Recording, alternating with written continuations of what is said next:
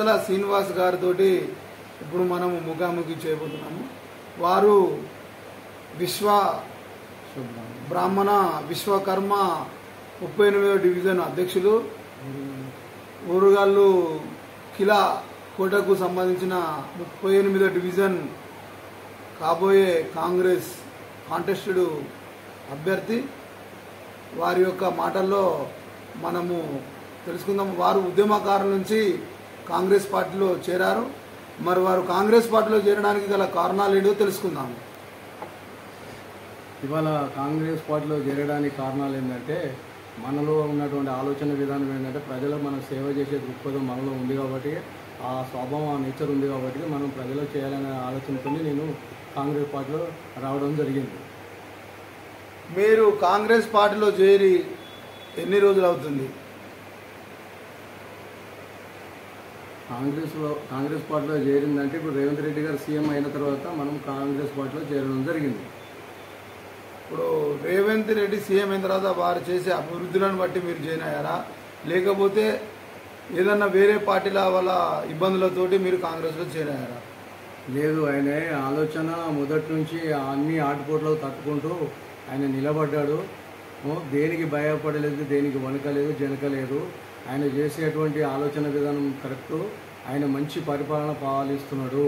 అందరికీ ఆ సంక్షేమ పథకాలు అన్నాడు, అవన్నీ ఫుల్ఫిల్ చేశాడు. ఇప్పుడు మనకు మొన్న గతంలో ఎంపీ ఎలక్షన్ జరిగినాయి కొద్ది రోజుల క్రితం.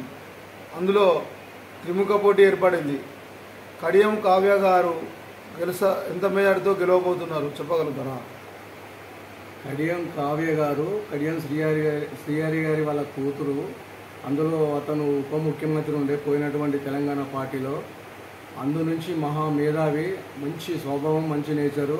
ఆయన గుణగణాలు మంచి, మనకు ప్రజలకు మంచి చేసేటువంటి ఆలోచనలు ఉన్నాయి కాబట్టి కాంగ్రెస్ పార్టీ వాళ్ళు తీసుకోవడం జరిగింది.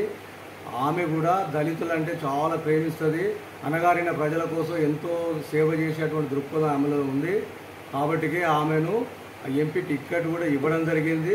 ఉన్నటువంటి గవర్నమెంట్ ఏదైతే ఉందో ఇలా అదే మంచి ప్రజలకు మంచి పని చేస్తుంది కాబట్టి ఆమెను గెలిపించుకుంటే ఇంకా బాగుంటుంది అనేటువంటి ఆలోచనతో ఆమెను గెలిపిస్తున్నాం కూడా. 50,000 మెజార్టీతో ఆమె గెలుస్తుంది. ఆ ఢిల్లీలో త్రివర్ణ పతాకం కూడా ఎగరేయడం జరుగుతుంది. రాహుల్ గాంధీ కూడా ప్రధానమంత్రి అయ్యే అవకాశాలు కూడా ఉన్నాయి. ఇప్పుడు మీరు రాహుల్ గాంధీ అవుతారంటున్నారు, బీజేపీ వాళ్ళు నరేంద్ర మోడీ అవుతాం అంటున్నారు. మీరు పక్కా ఈసారి ఎన్డీఏ వస్తుందా, ఇండియా గెలుస్తుందా, కూటమి వస్తుందా చెప్పగలుగుతారా? ఇప్పుడు ఒకటి ఏంటంటే, కూటమి అనేది ఏర్పడితే ఖచ్చితంగా మన కాంగ్రెస్ పార్టీ అక్కడ త్రివర్ణ పతాకం ఎగరేయడం జరుగుతుంది. ఖచ్చితంగా రాహుల్ గాంధీ ప్రధానమంత్రి అవుతాడు. Okay, thank you.